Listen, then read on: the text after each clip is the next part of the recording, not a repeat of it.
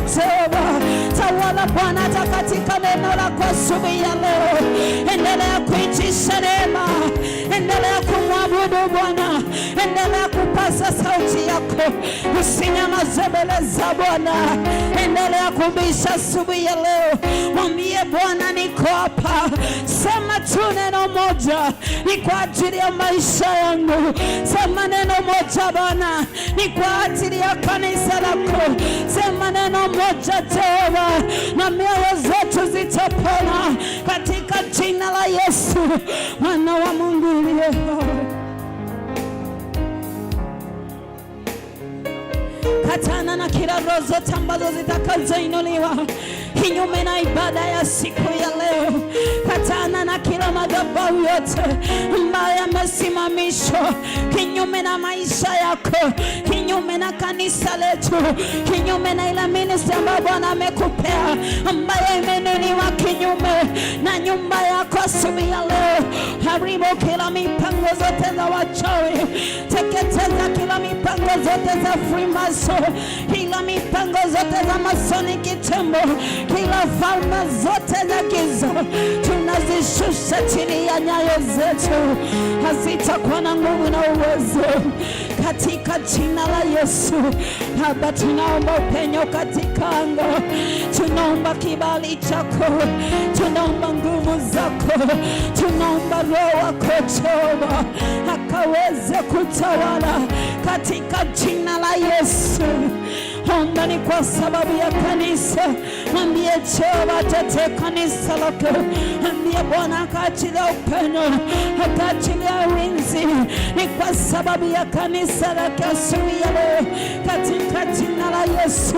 Mwambie Bwana akaweze kutawala. Mwambie Bwana akaweze kutetea watumishi wake, aweze kuwatumia kama chombo. Omba ni kwa sababu ya Bishop Elijah. Mwambie Bwana akaweze kumkumbuka. Mwambie Bwana akaweze kumtetea. Mwambie Jehova akaweze kumpigania asubuhi ya leo. Pasa tu sauti yako kamwite Jehova. Mwambie Bwana akaweze kuonekana.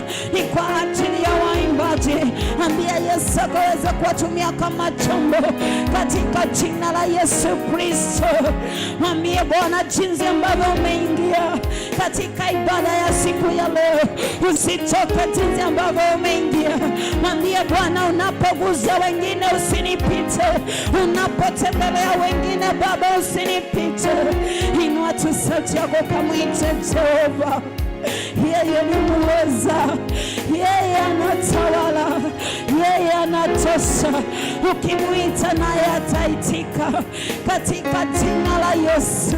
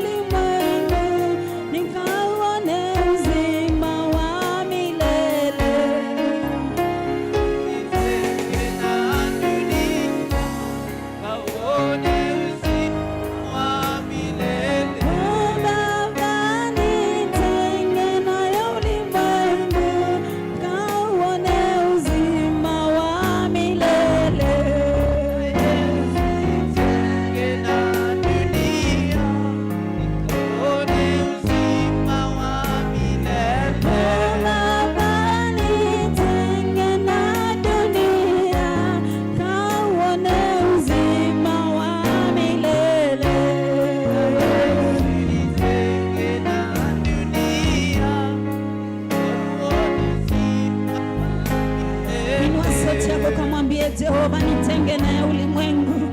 Mwambie tu Bwana nitenge na mambo ya dunia hii, niposa ukaweze kuona ufalme. Mwambie tu Jehova kaweze kukutenga na mambo ya dunia hii. Dunia hii ina mambo mengi. Mwambie tu Jehova, ninaomba Baba ukaweze kunitenga na mambo ya ulimwengu. Mwambie Bwana akakutenge pamoja na vikundi. Mwambie tu Jehova akakuondole mambo maovu, niposa ukaweze kuona ufalme.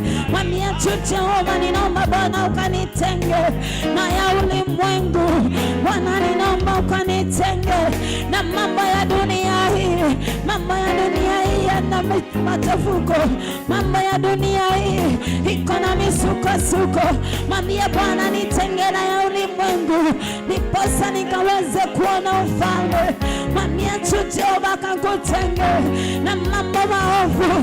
Mwambie Bwana akakutenge na mambo ya ulimwengu. Mambo ya dunia yanaweza yakatuma ukakosa kuona mbingu, ukakosa kuona ufalme. Mwambie Jehova nitenge. Mwambie Baba nitenge. Mwambie tu Jehova, ninaomba ukanitenge nikaone ufalme wako katika jina la Yesu. Umepewa nafasi asubuhi ya leo ya kunena pamoja na Bwana. Mwambie Yesu akusaidie katika hii safari. Unajua kwamba kuna vikwazo njiani, kuna miteremko, kuna mabonde, kuna milima. Mwambie Jehova akaweze kukutenga na mambo ya ulimwengu. Kuna mito, mwambie Jehova akakupitishe asubuhi ya leo. Mwambie Bwana akakupitishe katika jina la Yesu. Mwambie Jehova akutenge na mambo ya ulimwengu. Mwambie Bwana akakutenge na kiburi chochote ambacho kitakachotuma usione mbingu. Mwambie Bwana nitengeneze. Mwambie tu Jehova nitengeneze. Mwambie Bwana nitenge na ya ulimwengu. Mwambie Jehova akutenge na tamaa ya dunia. Mwambie Jehova akutenge na mambo ambayo yasiyopaswa. Mwambie tu Jehova akutenge. Inua sauti yako mbele za Bwana. Mwambie Jehova nitenge na mambo ya dunia. Mwambie Bwana akutenge na tamaa za ulimwengu. Mwambie Bwana akutenge asubuhi ya leo. Akutenge na kiburi, akutenge na majivuno, chochote ambacho kitakachosimama kukupinga kuingia katika mbingu. Mwambie Bwana akaweze kukiondoa. Kama ni kiburi Bwana aondoe. Kama ni wivu Bwana akaweze kuondoa. Kama ni usharati Bwana akaweze kuondoa. Kama ni majivuno Baba kaondoe, niposa ukaweze kuiona mbingu katika jina la Yesu. Mwambie Jehova akutenge. Mwambie Baba nitenge na ulimwengu. Mwambie tu Jehova nitenge na mambo ya hii dunia. Mwambie Jehova akutenge katika jina la Yesu.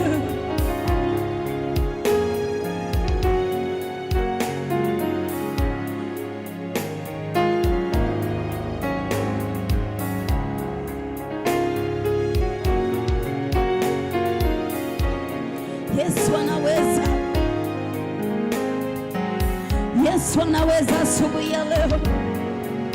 Anasema ya kwamba tumuite naye ataitika. Mwite tu kwa maisha yako naye atatenda katika jina la Yesu.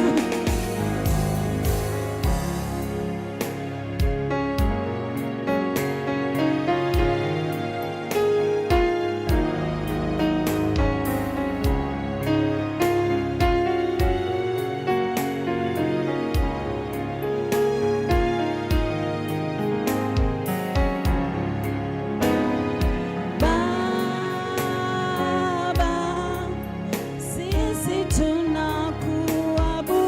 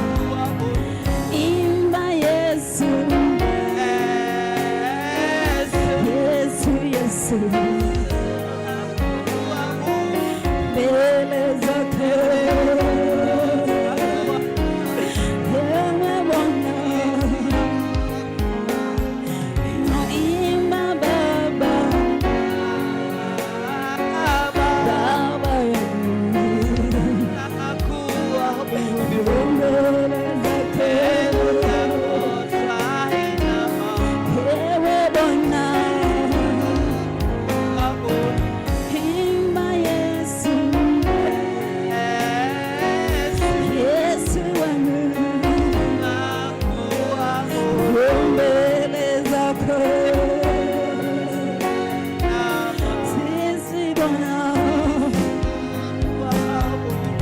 Chukua nafasi mwambie Bwana ni asante ni kwa sababu ya asubuhi ya leo. Mwambie tu Jehova ni asante ni kwa sababu ya neema yake. Mwambie tu Bwana ni asante ni kwa sababu hata ibada ya siku ya leo. Fungua tu kinywa chako kwa mwambie Bwana ni asante ni kwa sababu ya hewa ambayo amekupatia asubuhi ya leo. Mwambie tu Bwana ni asante ni kwa sababu ya afya ambayo amekupatia. Amekuwezesha kuingia katika ibada ya siku ya leo. Mwambie Bwana ni asante ni kwa sababu ya ibada ya siku ya leo. Bwana ninaomba ukachukua shukrani katika ibada ya kwanza. Chukua shukrani asubuhi ya leo katika sifa Baba, ukachukua shukrani katika neno lako Jehova, chukua shukrani Baba. Onekana hata katika kipindi cha ibada ya pili, tunaiachia mikononi mwako asubuhi ya leo. Tunaomba Bwana upenyo katika anga, tunaomba breakthrough yako Jehova. Inaomba Bwana ukatakase anga zetu asubuhi ya leo. Inaomba Bwana ukaachilie upenyo wa maombi, achilie upenyo wa sifa, achilie Roho wako Mtakatifu, achilie nguvu zako na uwezo wako katika jina la Yesu. Naomba Bwana uguzo wako, naomba Bwana upenyo wako, naomba Bwana ukaweze kututembelea. Unapoguza wengine Jehova usitupite, unapobariki wengine Bwana usitupite katika jina la Yesu Kristo. Asante Bwana, asante Jehova, asante Mtakatifu. Unastahili sifa, unastahili ibada, unastahili kuinuliwa Jehova, unastahili Mtakatifu, katika jina la Yesu. Unaweza, unaweza Mtakatifu. Ni nani aliye kama wewe asubuhi ya leo? Tunakupa sifa Bwana, tunakuinua tukisema Bwana, wacha sifa na utukufu zikaweze kukurudia. Unastahili ibada mfalme wa ajabu, unastahili ibada siku ya leo. Bwana, waachilia neema na nguvu zako katika ibada ya siku ya leo. Ninaomba Bwana ukaweze kutuguza, Bwana ukaweze kunena na mioyo zetu, ukaweze mfalme wa ajabu kututenga na mambo ya ulimwengu Bwana, iposa tukaweze kuona ufalme wako Bwana. Tunaomba kibali chako asubuhi ya leo, tunaomba neema yako na nguvu zako, tunaomba nguzo wako mfalme wa ajabu. Ninaomba Bwana tunapoingia katika kipindi cha sifa ukaweze kutawala Mtakatifu. Wachilia neema ya sifa mahali hapa, wachilia Mtakatifu nguvu zako katika sifa. Ninaomba Bwana ukaweze kuonekana, wachilia upenyo katika sifa Bwana. Tunaalika malaika wa sifa wakashuke, tunaalika uwepo Mtakatifu katika sifa Bwana, ukatembee ukaweze kutujaza mfalme wa ajabu katika jina la Yesu Kristo. Ninaharibu kila mipango zote ambazo zitakazojiinua kinyume na ibada ya siku ya leo, hazitakuwa na nguvu na uwezo katika jina la Yesu. Kila mishale ambayo imeinuliwa kinyume na ibada ya siku ya leo haitakuwa na nguvu na uwezo. Tunazima mishale zote, tunakamata mateka kila maro zote na kuzishusha chini ya nyayo zetu. Haitakuwa na nguvu na uwezo katika jina la Yesu. Tunaalika Roho wako Bwana akachukua shukani katika ibada ya siku ya leo. Wacha Mtakatifu ukaonekane, ukatembee katika njia ya ajabu, na ni katika jina la Yesu tunaomba na hata kuamini. Amen. Patia Yesu sadaka makofi mazuri. Amen. Amen. Amen. Amen.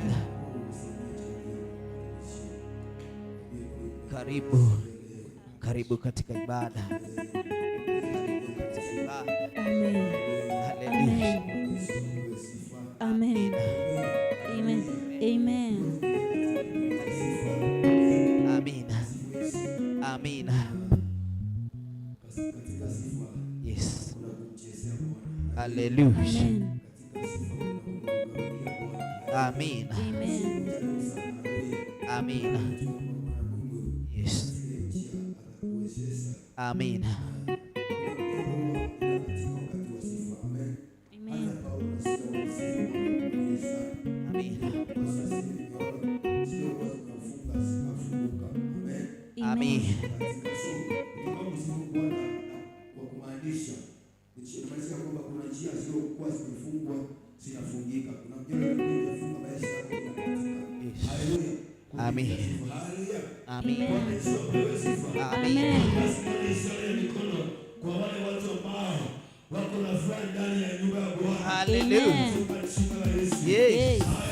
Amen.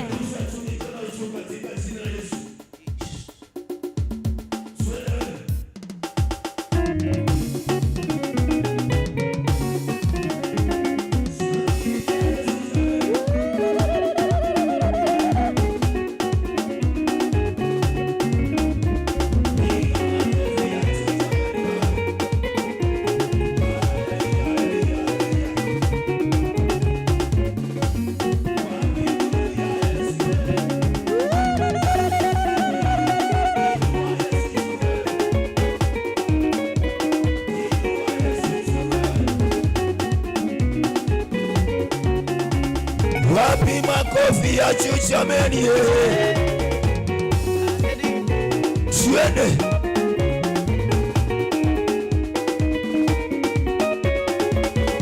Kitu gani kitanitenga na Yesu Mwokozi wangu?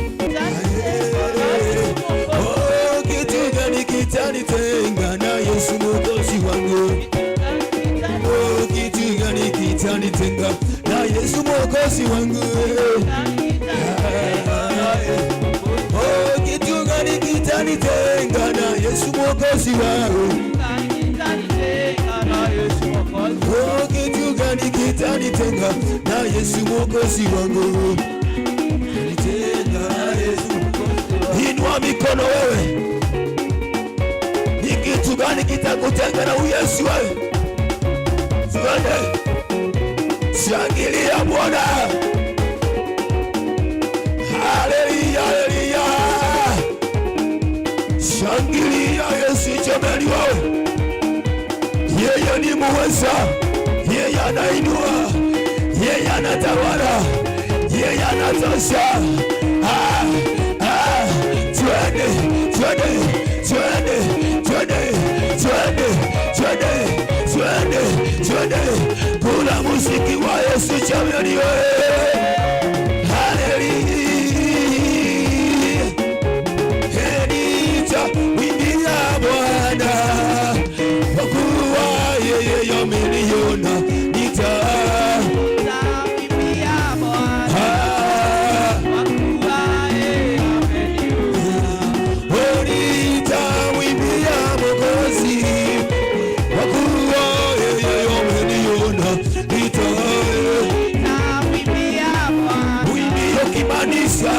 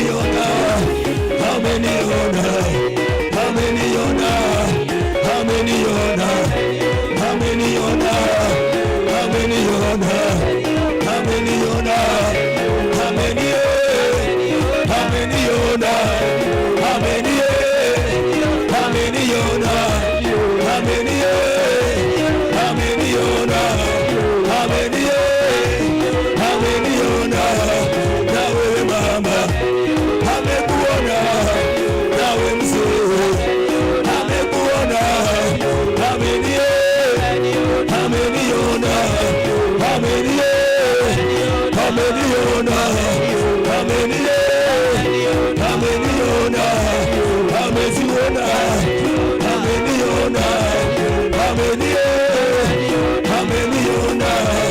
ameniona, ameniona, ameniona, ameziona, ameziona, ameziona, ameniona, ameniona, ameniona, wapi vigelegele?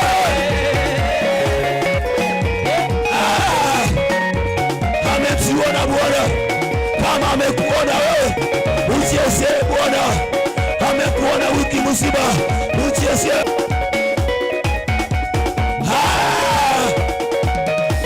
Kura ngoma ya Yesu. Twende kwa Yesu. Yes,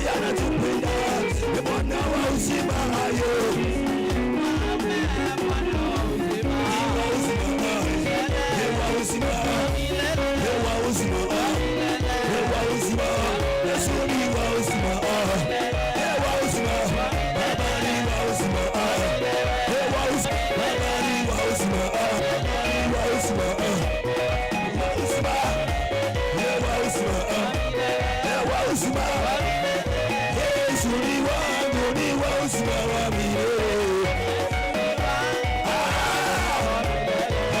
Yesu ni wangu, ni wa uzima wa milele. Yesu ni wa uzima wa milele. Amenibariki, ni wa uzima wa milele.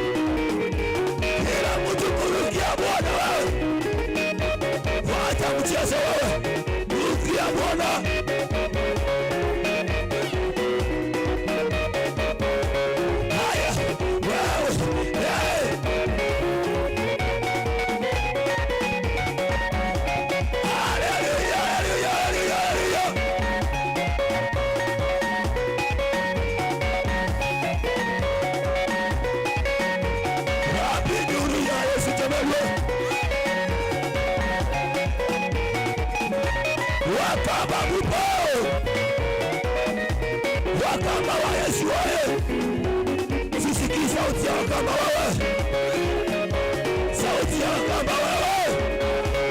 Wakamba mko wapi wewe?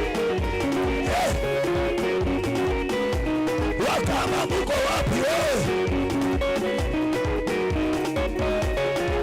Wewe matai Yesu, wewe matai manende.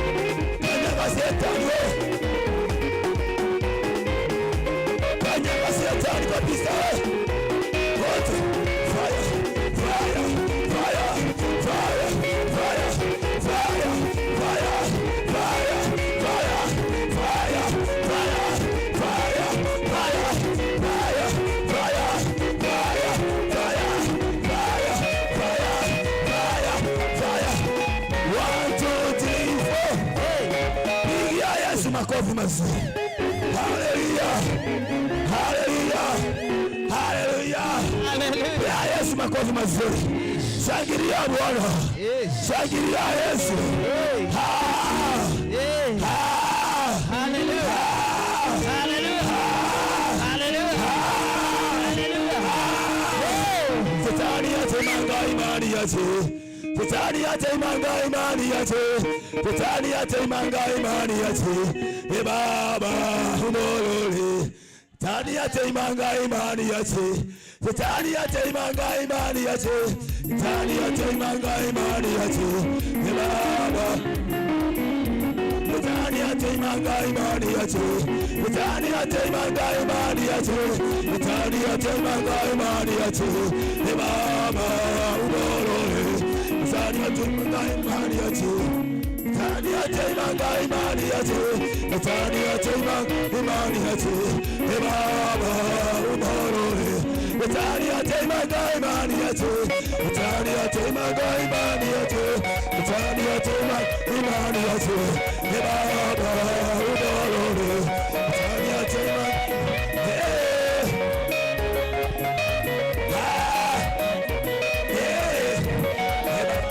1, 2, 3, 4. Haleluya. Wangapi wako na furaha siku ya leo? Nione kwa ishara ya mikono. Pia mwenzako high 5 mwambie ni yako. Mwambie nimekupatia.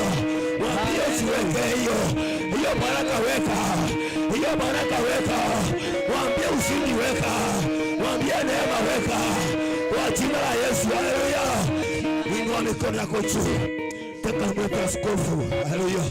Pakwa mafuta baba yetu wa kiroho. Haleluya. Hakucha tumene. 1 2 haleluya. Haleluya. Bwana Yesu asifiwe. Yesu asifiwe. Amen. Bwana Yesu asifiwe. Amen. Hivyo basi ni asubuhi njema. Yes. Niokoka Yesu ni Bwana. Bwana amekuwa msaada kwa maisha yangu. Amen. Bwana Yesu asifiwe.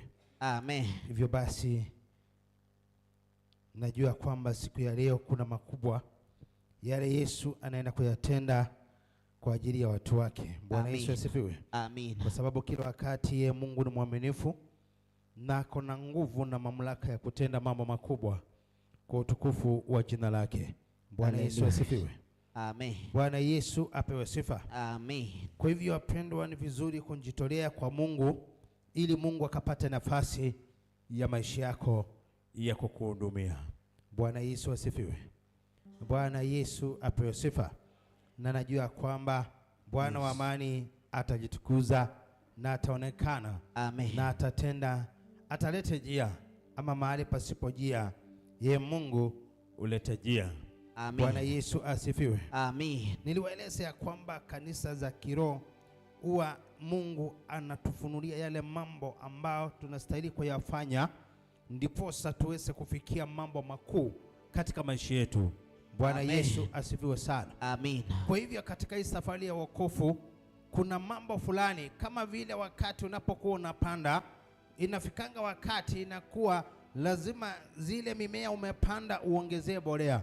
Bwana Yesu asifiwe sana. Amen. Kisa na maana cha kuongezea mbolea ni kwa sababu gani? Ndio zile mimea siweze kukua zikiwa na nguvu ama uweze kupata mazao mazuri. Bwana Yesu asifiwe. Hivyo hivyo hata katika safari ya wokovu iko hivyo. Bwana Yesu asifiwe. Amen. Kuna mambo huwa inahitajika tufanye ndiposa Bwana apate nafasi ya kutuinua. Bwana Yesu asifiwe. Amen. Jina la Bwana Yesu libarikiwe. Amen. Kuna mambo kama Wakristo huwa tunastahili kuyafanya ama tunafaa kuyatenda ndiposa Mungu akaweze kutuinua kutoka utukufu hadi utukufu mwingine. Amen. Bwana Yesu asifiwe. Amen. Na hata wewe ukitaji mwili wako kuwe na afya, kuna jinsi ambavyo unahitajika upate zile ama zile chakula ambazo zitakuwa na afya katika mwili wako. Amen. Bwana Yesu asifiwe sana. Amen. Na hivyo hivyo kuna afya ya kiroho.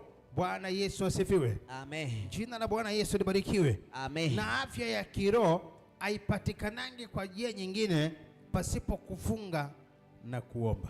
Amen. Hiyo ikisikika watu wanaanza kutetemeka.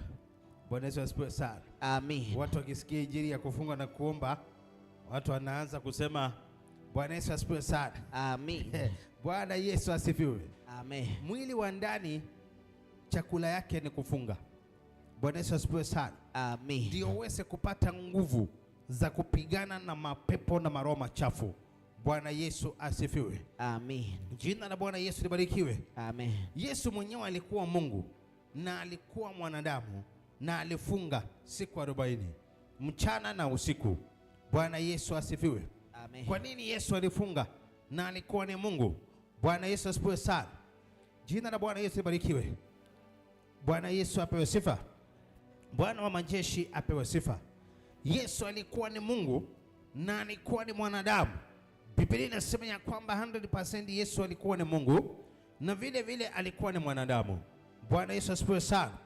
Bwana Yesu asifiwe. Na katika hiyo hali alijitolea kufunga na kuomba, kisa na maana kwa sababu alitambua kwa kufunga na kuomba kuna mbingu huwa zinafunguka, kuna kuongezewa nguvu zaidi, kuna level fulani huwa unaenda wakati unapokuwa mtu wa kufunga na kuomba. Jina la Bwana Yesu libarikiwe. Bwana Yesu apewe sifa. Bwana Yesu asifiwe. Matthew chapter 4 number 1 to 4. Tuone vile neno ya Mungu inavyosema, na kutoka pale Bwana Yesu atatukuzwa na ataonekana. Kwa hivyo kichwa cha siku ya leo ni kwamba kwa kufunga na kuomba kuna mambo fulani huwa inatendeka, ama kuna njia huwa Bwana anaharakisha kufungua katika hali ya kufunga na kuomba. Bwana Yesu asifiwe. Tukiwa watu wa kufunga na kuomba atatufungulia milango. Tukiwa watu wa kufunga na kuomba kuna anga tutaingia za juu. Bwana Yesu asifiwe. Ukitaka kuaccess anga za juu lazima uwe mtu wa kufunga na kuomba ili Bwana apate nafasi kwa ajili ya maisha yako. Bwana Yesu asifiwe. Bwana Yesu apewe sifa. Amen. Na kutoka pale Bwana atajitukuza na ataonekana. Twende kwa haraka. Matthew chapter 4 number 1 to 4. Na Mungu atatukuzwa na ataonekana. Kitabu ni kile cha Mathayo mtakatifu 4:1 mpaka 4 inasema hivi. Kisha Yesu alipandishwa na roho nyikani. Kisha Yesu akapandishwa na roho nyikani ili ajaribiwe na ibilisi. Ili akaweze kujaribiwa na ibilisi. Akafunga siku 40 mchana na usiku. Yesu akafunga siku 40 mchana na usiku. Mwisho akaona njaa. Kisha akaona njaa. Mjaribu akamjia kumwambia. Mjaribu akamkujia kumwambia, ukiwa ndiwe mwana wa Mungu, ikiwa wewe ndiye mwana wa Mungu, amuru kwamba mawe haya yawe mikate. Amuru ya kwamba mawe haya yawe mikate. Naye akajibu akasema, imeandikwa. Imeandikwa. Mtu hataishi kwa mkate tu. Mtu hataishi kwa mkate tu, ila kwa kila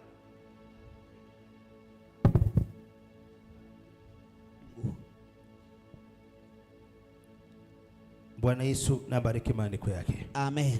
Bwana Yesu apewe sifa.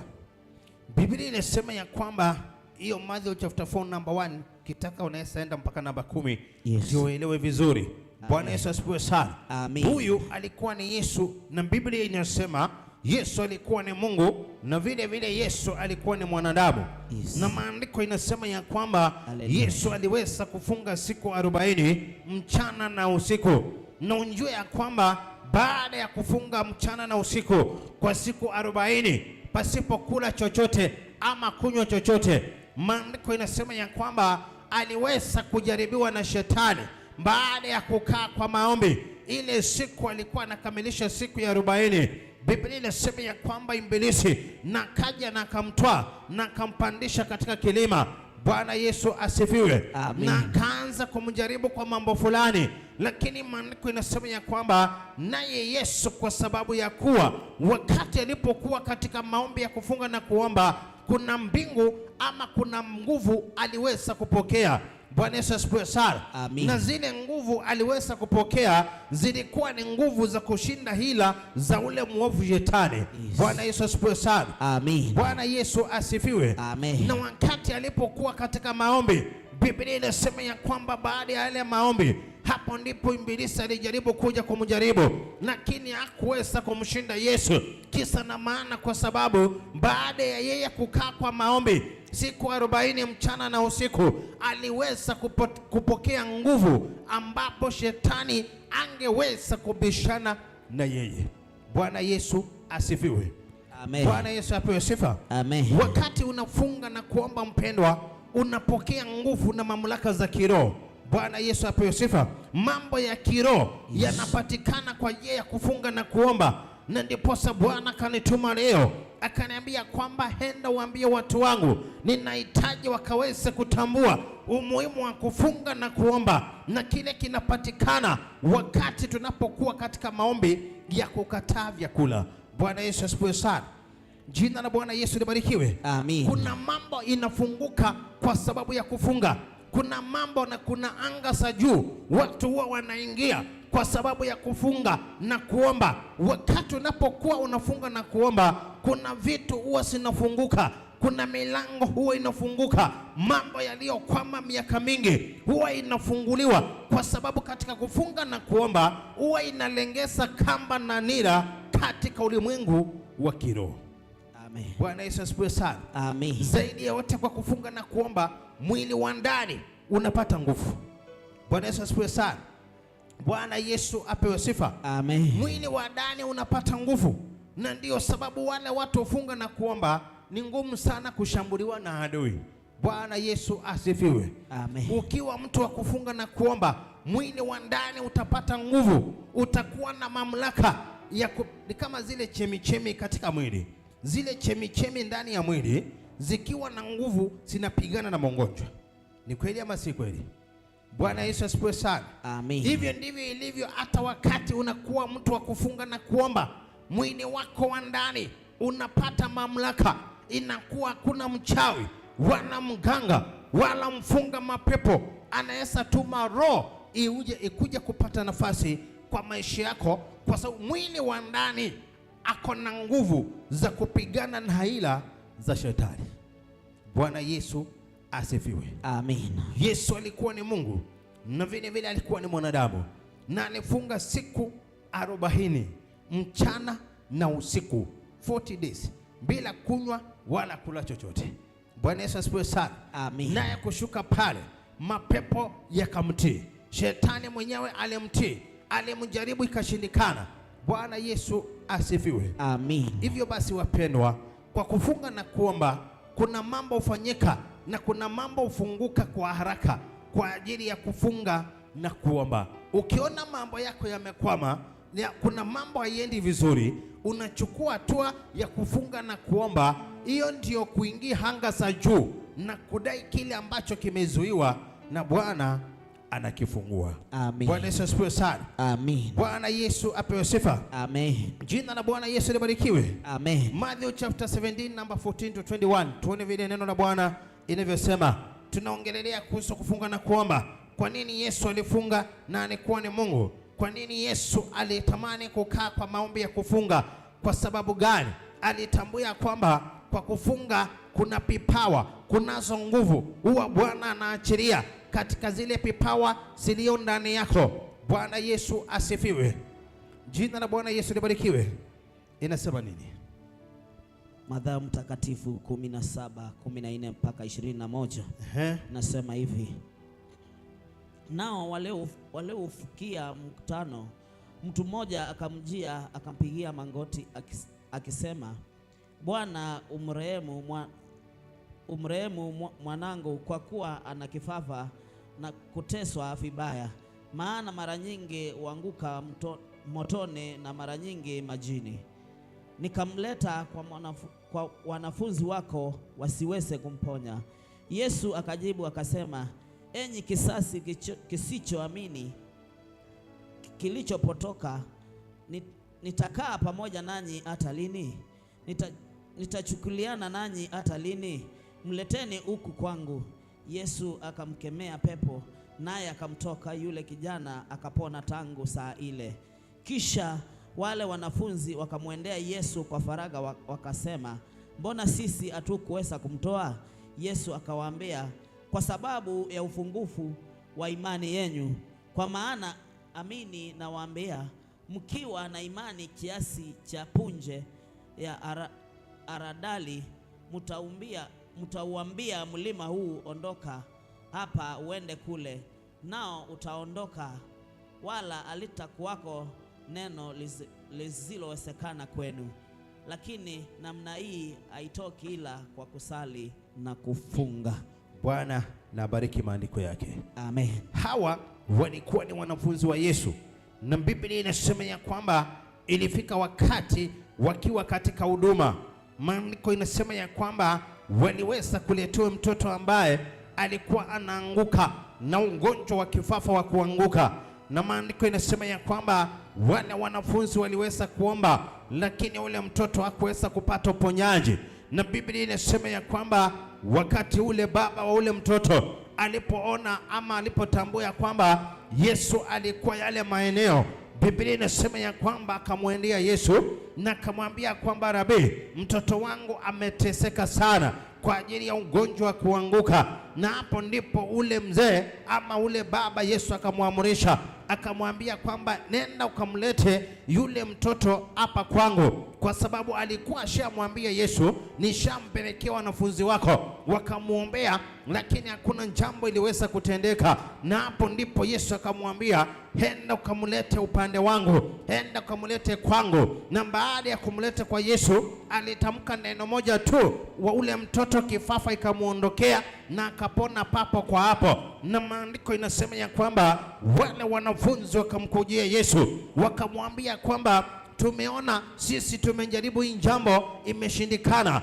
Ni kweli mamlaka umetupa, ulitutuma wawili na ukasema endeni mkang'oe mapepo, kuombea watu walio wagonjwa na kuwaponya, lakini hii imeshindikana. Bwana Yesu asifiwe. Amen. Bwana Yesu apewe sifa. Amen. Bwana wa majeshi apewe sifa. Amen. Kumbukeni mamlaka walikuwa wamepewa, walikuwa wanaombea watu wanapona, wengine wanafunguliwa. Ninaongelea umuhimu wa kufunga na kuomba. Kunazo vipawa unaweza kuwa kwa nazo, lakini sinahitaji wa upgrade hizo vipawa kwa njia ya kufunga na kuomba, ili Bwana aachilie mamlaka zaidi. Amen. Bwana Yesu asifiwe sana. Amen. Kuna mtu anaweza tamkia mtu uponyaji na achukue muda wiki moja kupona. Kuna mwingine anaweza tamkia mwingine, unaweza enda mahali utapokiwa ponyaji, utamkiwa ponyaji, ukae siku 3 kitambo upone. Na kuna mahali unaweza enda utamkiwa ponyaji na unapona instant. Bwana Yesu apewe sifa. Amen. Tofauti ni gani?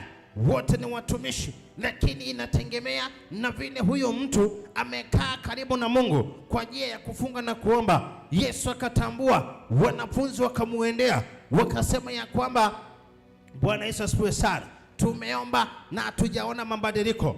Yesu akamwambia, ni kwa sababu ya ufungufu wa imani yenu. Na hapo ndipo Yesu akamwambia, lakini mtambue kwamba mambo mengine kama haya mnayaona, kama ugonjwa kama huu wa kipapa, hauwezi ukaukemea na ukaondoka hivi hivi pasipo kufunga na kuomba.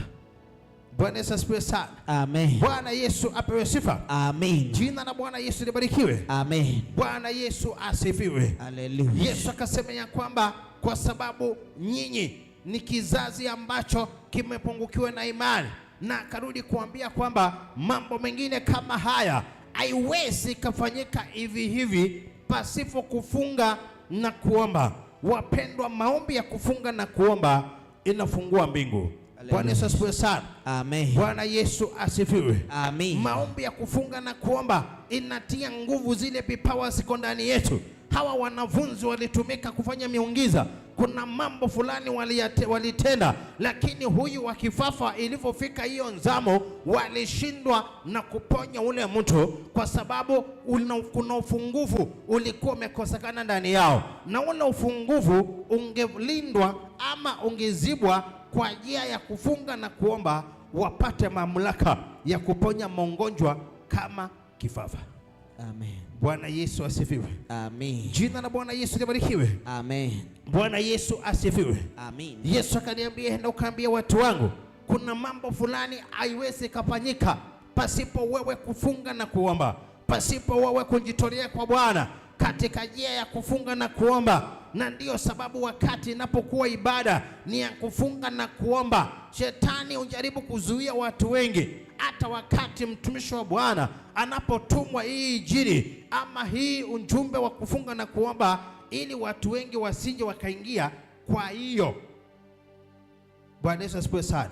Wasije wakaingia kwa hayo maombi, ndiposa wasije wakapokea kile ambacho Bwana huwa anataka watu wake waweze kupokea. Bwana Yesu asifiwe sana. Kuna mambo yanahitajika upate nguvu za kiroho. Kazi ya kiroho, Biblia inasema ya kwamba, kuna maandiko inasema ya kwamba mtu akiwa na nguvu, mwizi akija kuvamia ile nyumba yake ni ngumu sana kuishambulia. Bwana Yesu asifiwe sana. Lakini mwizi akiwa na nguvu kukuliko, akija atakuteka nyara na kufunge na atakunyang'anya kile uko nacho. Nguvu zile tunatumia kufanya kazi ya Bwana sio nguvu za chakula. Bwana Yesu asifiwe sana. Ama za kwenda gym. Bwana Yesu apewe sifa. Amen. Jina la Bwana Yesu libarikiwe. Amen. Ni nguvu za kiroho ambao Bwana anaachilia mamlaka katika ulimwengu wa kiroho. Wakati ninapoinua mikono, mapepo inaanza kuchomeka ikiwa mahali yako. Bwana Yesu asifiwe. Nikitamka ponyaji, unapokea ukiwa mahali huko. Nikitamka muujiza, unapokea ukiwa mahali huko. Yes. Inategemea na ule mtu wa Mungu vile ambavyo amejitolea mbele za Bwana kwa kufunga na kuomba. Ndio nasikia watu wengi wakisema, nilipokuja hapa mchungaji alitamka neno moja tu na Bwana akatenda. Kisa na maana, kwa sababu kinywa cha mchungaji kiko na mamlaka, na nikitamka neno Bwana anathibitisha. Kwa sababu nami nilitambua vipawa za kiroho asipeanwe bure pasipo kufunga na kuomba. Amen. Bwana Yesu asifiwe sana. Amen. Jina la Bwana Yesu libarikiwe. Amen. Bwana Yesu asifiwe. Amen. Yesu akasema ya kwamba kuna umuhimu wa kufunga. Kama yeye mwenyewe alifunga siku 40 mchana na usiku, alifunga, shetani akamjaribu lakini ikashindikana. Wapendwa, ukiwa mtu wa kufunga na kuomba, mwili wa ndani unapata nguvu kiasi ya kwamba hata wachawi wakiweka mitego yao utapita pale na itakunguza. Hata wakituma mapepo haitakuwa na nafasi ya kukutazama, kwa sababu mtu wa kufunga na kuomba huwa amewaka moto. Bwana Yesu asifiwe sana. Haleluya. Jina la Bwana Yesu libarikiwe. Amen. Bwana Yesu asifiwe. Amen. Nataka tuone zile faida zinapatikana kwa kufunga na kuomba. Isaya 58 number 5 to 11. Nataka tuone zile faida mtu upata. Tuende tu moja moja. Tusome Isaya 50 chapter 58 number 5 peke yake. Tukimaliza hiyo tuende number 6 hivi hivyo, kwa sababu Mungu atajitukuza kupita pale, ndio watu waelewe vizuri zile ama faida ya kufunga. Bwana Yesu asifiwe. Amen. Jina la Bwana Yesu libarikiwe. Soma 5, 6 na 7. Kitabu ni kile cha nabii Isaya 58 mstari wa 5 na 6 na 7, inasema hivi. Je, kufunga namna hii si saumu niliyochagua mimi? Je, ni siku ya mtu kujitaabisha nafsi yake? Ni kuinama kichwa kama unyasi na kutanda nguo za mangunia na manjifu chini yake? Je, utasema ni siku ya kufunga na ya kukubaliwa na Bwana? Je, saumu niliyochagua siyo ya namna hii? Kufungua vifungo vya uofu, kuilengeza kamba na nira, kuacha huru walioonewa, na kwamba mfunje kila nira. Bwana na bariki maandiko yake. Amen. Bwana Yesu asifiwe sana. Amen. Biblia inasema ya kwamba kufunga ni kutesa nafsi yako. Bwana Yesu asifiwe sana. Uweze kuwa umefast na ikuwe ya kwamba unafanya starehe. Haiwezekani. Wakati umefunga, maombi ya kufunga na kuomba ni maombi ya kujiteza, na maandiko inasema ya kwamba ni vizuri hata kujivalisha mangunia. Bwana Yesu asifiwe sana. Kuvalia mangunia haimaanishi ya kwamba, ama inamaanisha kwamba ni kuacha yale maisha ya kikawaida, ushuke chini kabisa, ukuwa mtu wa kawaida, ndio ile ombi lako likaweze kukubalika mbele za Bwana. Biblia inasema ya kwamba kufunga kwenyu, Bwana Yesu apewe sifa, ni kule ni kujitesa, ni kutesa nafsi yako, kumaanisha ya kwamba vitu vya kawaida ulikuwa unafanya hautaweza kusifanya tena ukiwa katika zamu ya maombi ya kufunga na kuomba. Amen. Bwana Yesu asifiwe sana. Amen. Kama ni usingizi, hautalala kama wengine vile wanalala, utapunguza, kwa sababu katika kufunga kunahitajika maombi. Bwana Yesu asifiwe sana. Kuna wakati tulikuwa tunafunga unalala upande moja. Bwana Yesu asifiwe sana. Ni kutesa nafsi yako. Nakumbuka kuna wakati nilikuwa napiga magoti kutoka saa 3 usiku mpaka saa 12 asubuhi. Unapiga magoti na hakuna kutoka hapo. Bwana Yesu asifiwe. Hapo unalala na pande moja kutoka saa 3 usiku mpaka saa 12 asubuhi. Kama ni pande moja ni hiyo mpaka asubuhi. Bwana Yesu asifiwe. Amen. Kufunga ni kutesa nafsi yako. Bwana Yesu asifiwe. Amen. Jina la Bwana Yesu libarikiwe. Amen. Bwana Yesu apewe sifa. Hallelujah. Kila kitu unapunguza katika hali ya kufunga na kuomba. Bwana Yesu asifiwe. Kuna wakati nilienda ule mlima wa Ngong. Bwana Yesu apewe sifa. Amen. Nikaenda maombi ya kufunga na kuomba katika ule mlima wa Ngong. Nilipoenda pale ule mlima, wapendwa, haikwangi mchezo mahali pale. Kupanda ni rahisi, lakini kushuka ni bahati. Bwana Yesu apewe sifa. Wanyama wa pori wamejaa pale katika ule mlima. Bwana Yesu apewe sifa. Ile baridi iko pale katika ule mlima sio mchezo. Na nikaenda pale kwa kipindi cha siku 7 nikiomba maombi ya kufunga na kuomba. Wakati tulipokuwa pale katika ule mlima, Bwana Yesu asifiwe. Mchana na usiku ilikuwa the same. Ilikuwa hakuna kuoga. Utaoga wapi kwa msitu? Bwana Yesu asifiwe sana. Siku 7 kulala nilikuwa nimechimba shimo, maana nilikuwa ninaingia usiku ili wanyama wasije wakanipahamia, kwa sababu usiku wanyama wanasikianga harufu. Bwana Yesu asifiwe sana. Ya wanadamu. Kwa hivyo ilikuwa ikifika usiku ninachimba kashimo, nilikuwa ninaingia mahali. Bwana Yesu apewe sifa. Mvua inanyesha usiku, baridi ilikuwa kali, lakini hiyo yote sikuiangalia. Niliangalia ule Yesu aliyenipandisha katika ule mlima. Hivyo basi wapendwa, katika maombi ya kufunga na kuomba kuna mambo huwa inatendeka. Hiyo mlima nilikuwa nimeenda, watu wengi wakienda huwa washuki, wanaliwa na simba, kwa sababu simba zimejaa huko Ngong. Bwana Yesu asifiwe sana. Amen. Bwana Yesu apewe sifa. Amen. Baridi inakata kama wembe. Bwana Yesu asifiwe sana. Amen. Na usiku mmoja nikiwa nimekaa pale kwa ile shimo, siafu zikakuja. Siafu. Bwana Yesu asifiwe sana. Amen. Na huko huwezi wakisha tochi. Ukiwakisha kidogo tu, mnyama aone akiwa mbali, utaona amelandi hapo. Bwana Yesu asifiwe sana. Amen. Nikaangalia kwa umbali. Nikachukua simu, sikuhakisha tochi, nikaangalia ile mwangaza ya simu namna hii, nikajua wamekuja. Bwana Yesu asifiwe sana. Amen. Hapo ndipo nilijua Mungu ako upande wangu. Nilisema kwa jina la Yesu Kristo, natawanya hizi siafu zote ziondoke hapa. Na kuambia kwa sekunde nilisikia zote zikapotea hiyo maeneo.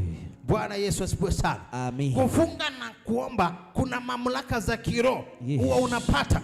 Bwana Yesu asifiwe. Amen. Jina la Bwana Yesu libarikiwe. Amen. Kufunga na kuomba ni njia moja ya kutesa nafsi yako. Wakati umekuwa katika maombi ya kufunga na kuomba, ni njia moja ya kutesa nafsi yako. Kama ulikuwa unaonga mara 2 kwa siku, unapunguza, inakuwa ni moja, ama unaanza kufanya calculation.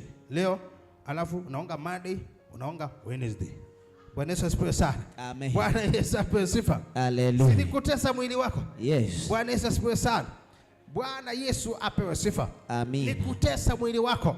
Kwa hivyo na kupita kwa hiyo njia, Yesu wa mbinguni anatukuzwa na anaonekana. Bwana Yesu asifiwe sana. Amen. Nataka niwasomee faida, wacha nisome ndio tuende kwa haraka. Bwana Yesu asifiwe sana. Nataka niwasomee muone faida zile ambazo watu wanapata katika kufunga na kuomba. Hiyo Isaiah 58 chapter 58 number 8, tuanzie pale. Inasema hivi, katika kufunga na kuomba ndipo nuru yako itakapopambazuka kama asubuhi. Andika hiyo. Wakati unakuwa mtu wa kufunga na kuomba, ndipo nuru yako itakapopambazuka kama asubuhi. Nuru ni mwangaza. Bwana Yesu asifiwe sana. Bwana Yesu apewe sifa. Amen. Biblia inasema ya kwamba kwa kufunga na kuomba faida ya kufunga na kuomba wapendwa, na ndiposa Yesu akatumana akasema ya kwamba anahitaji watu, hii wiki tunaanza kesho, wakaweze kuingia kwa maombi ya kufunga na kuomba, ndiposa haya mambo Yesu anasema yakaweze kuonekana. Amesema ya kwamba ndipo katika kufunga na kuomba, maombi ambao tutakapoingia kuanzia kesho, Biblia inasema ya kwamba ndipo nuru yako itakapopambazuka kama asubuhi. Bwana Yesu asifiwe sana. Wakati nuru inapopambazuka, mwangaza, inamaanisha kwamba utashaini tena, utaangaza. Bwana Yesu asifiwe sana. Kutakuwa na mwangaza. Biblia inasema ya kwamba ndipo nuru yako itakapopambazuka kama asubuhi. Hiyo ni pointi number 1 ya kufunga na kuomba, ile faida tunapata. Number 2, afya yako itatokea tena. Afya yako itatokea tena. Bwana Yesu apewe sifa. Afya yako itatokezea tena. Itakuwa ya kwamba mwili wako wa kiroho umepata afya. Tunaongelelea afya ya mwili wa ndani, sio mwili wa nje. Bwana Yesu asifiwe sana. Amen. Bwana Yesu apewe sifa. Amen. Faida zile, ile faida mtu anapata kwa ajili ya kufunga na kuomba. Ya kwanza tumeona ya kwamba nuru yako itapambazuka kama asubuhi. Ya pili tukaona afya yako itatokezea mara. Ya tatu inasema na haki yako itakutangulia. Bwana Yesu asifiwe sana. Hiyo ni point number 3 ama advantage number 3 ya kufunga na kuomba. Biblia inasema ya kwamba katika hali ya kufunga na kuomba ndipo haki yako itakutangulia. Haki yako ni ile mambo umeomba na ikakwama kwa muda mrefu. Utakapokuwa mtu wa kufunga na kuomba, hiyo haki yako unahitaji kwa Bwana itakutangulia. Bwana Yesu asifiwe sana. Amen. Kama ni kazi kwa kampuni, haki itakutangulia. Kama ni pesa zako zimefungwa mahali, haki itakutangulia. Kama ni milango imefungika ya kuzuia baraka zako, itafunguka na haki yako itakutangulia. Biashara yako, Bwana ataleta wateja, haki yako itakutangulia. Haki ni kile kitu ambacho kinastahili kuwa chako. Hiyo ndiyo haki yako na itakutangulia kupita kwa maombi ya kufunga na kuomba. Bwana Yesu asifiwe sana. Amen. Bwana Yesu apewe sifa. Amen. Haki yako itakutangulia. Bwana Yesu apewe sifa.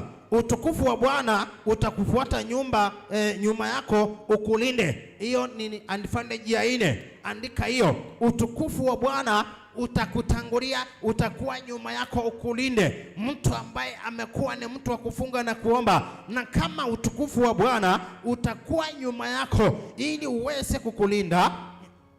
Bwana Yesu asifiwe sana. Amen. Bwana Yesu apewe sifa. Amen. Utukufu wa Bwana utakufuata nyuma yako ili ukulinde. Utukufu wa Bwana kila mahali unaingia, utukufu wa Bwana unakufuata. Ukiingia kwa duka, utukufu unakufuata. Ukiingia kwa ploti, utukufu unakufuata. Ukiingia kwa matatu, utukufu unakufuata. Na kama utukufu wa Bwana utakufuata, utakulinda na adui, na hakuna mshale utakaoweza kufanikiwa kwa mtu ambaye anafanya maombi ya kufunga na kuomba.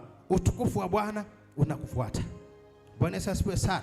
Kila mahali ukiingia, unaingia. Ukienda kwa duka, utukufu ndio huo. Unakaa hapo. Mteja akikaribia, unaingia ndani yake, unamlete kwa duka yako. Bwana Yesu asifiwe sana. Jina la Bwana Yesu libarikiwe. Bwana Yesu apewe sifa. Bwana Yesu apewe sifa. Namba 5, ndipo utaita na Bwana ataitikia. Yes. Katika harakati ya kufunga na kuomba, utamuita Bwana naye atakuitikia. Advantage ya kufunga na kuomba, tumeona pointi namba 5 ni ya kwamba utamuita Bwana naye atakuitikia. Utamuita, atakwambia niko hapa mwana wangu, niko hapa mtoto wangu, niko hapa, sema vile unataka, kwa sababu Bwana atakuwa pale anakusikiza kwa kile ombi utakalokuwa unaliomba wakati umefunga na kuomba. Bwana Yesu asifiwe sana. Jina la Bwana Yesu libarikiwe. Bwana wa majeshi apewe sifa. Amina. Faida. Bwana Yesu asifiwe sana. Amen. Faida ya kufunga na kuomba. Amen. Faida ya kufunga na kuomba. Amen. Kufunga na kuomba, wapendwa, kuna milango mingi huwa inafunguka. Bwana Yesu asifiwe sana. kuna mambo mengi huwa inatendeka kwa sababu kwa kufunga na kuomba milango huwa inafunguka. Tumeona ya kwamba utamuita Bwana naye ataitika. Tumeona ya kwamba wakati umefunga na kuomba, tumeona ya kwamba nuru yako itapambazuka kama asubuhi, na afya yako itatokezea tena, haki yako itakutangulia, utukufu wa Bwana utakufuata nyuma ukulinde. Tumeona utamuita Bwana naye atakuitikia, utalia naye atasema mimi niko hapa. Bwana Yesu asifiwe sana. Amen. Ukimulilia Bwana atakuitikia na atasema mwana wangu niko hapa, tamka kile unachohitaji nami niko hapa nikakujibu. Tumeona haki yako itakutangulia kwa kumulilia Bwana. Kuna milango huwa inafunguka wapendwa, katika kufunga na kuomba. Nilipopanda huo mlima wa huko, Bwana Yesu asifiwe sana. Amen. Bwana Yesu apewe sifa. Nikaenda mlima nyingine inaitwa Ngorila, iko huko Mombasa. Munalala kwa mapango. Bwana Yesu asifiwe sana. Ikifika usiku munaingia kwa mapango, huko hakuna mahali. Mimi sipendangi milima iko na vitanda, hizo siendangi. Bwana Yesu asifiwe sana. Kwa sababu fasting ni kwenda kutesa nafsi yako. Kwa hivyo haiwezekani kuwa nitoke hapa niende mlima mahali, nitaenda niingie mahali kuna kitanda na nimeacha kitanda kwa nyumba, niende niingie mahali kuna shawa na nimeacha shawa kwa nyumba. Natakanga kama ni mlima, henda mahali ambapo ni msituni, kaa hapo umuite Yesu, nao ukishuka utamuona mkono wa Bwana. Amen. Na unjue ikifika usiku ni wewe na Mungu na wanyama pori. Nikiwa pale nikasikia simba usiku hapo mwendo wa saa 3. Bwana Yesu asifiwe sana. Amen. Unafikiri hapo utajamaza?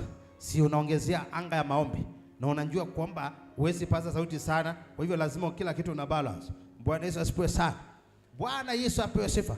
Siku moja nikiwa nimepumzika pale, nikaona chui kwa ndoto usiku. Nikaona chui ikiwa inakuja kunishambulia, lakini ilipokuwa inakaribia pale, nikaona imeshikwa ikarushwa ikaenda kuanguka na huko chini. Nikajua kwamba Bwana ameachilia ulinzi kwangu. Hallelujah. Bwana Yesu asifiwe sana. Amen. Bwana Yesu apewe sifa. Amen. Hiyo mlima haikuange mchezo. Hiyo ya huko, wale watumishi wa Mungu washainuliwa, washakanyanga ule mlima na wanajua vile kuna kuanga. Bwana Yesu asifiwe sana. Amen. Na ukiwaambia warudi tena wanasemanga neema ya huko iliisha. Bwana Yesu asifiwe sana. Bwana Yesu apewe sifa. Amen. Jina la Bwana Yesu libarikiwe. Amen. Unajua haikuange mchezo. Sijui kama mnasikia kile nasema. Bwana Yesu asifiwe sana. Amen. Bwana Yesu apewe sifa. Amen. Jina la Bwana Yesu libarikiwe. Amen. Yesu akasema ya kwamba kwa kufunga na kuomba. Bwana Yesu asifiwe sana. Amen. Utamuita Bwana naye atasema niko hapa. Bwana Yesu apewe sifa. Amen. Katika kufunga na kuomba ndipo utaiondoa nira. Bwana Yesu asifiwe sana. Kama ukiondoa nira isiwapo kati yako na kunyosha kidole, wala usinene maovu. Wakati umefanya maombi ya kufunga na kuomba, haustahili kunena maneno mabaya. Bwana Yesu asifiwe sana. Haustahili kutukanana, haustahili kuongea vibaya. Ndio maandiko inasema ya kwamba kama utaondoa nira ndipo utamuita Bwana ataitika. Hizo vitu vyote vitafanyika kama utanyoosha kidole yako kulalamika ama kuongea mabaya. Bwana Yesu asifiwe sana. Na kama ukimjulia mtu mwenye njaa nafsi yake na kuishibisha nafsi iliyoteswa.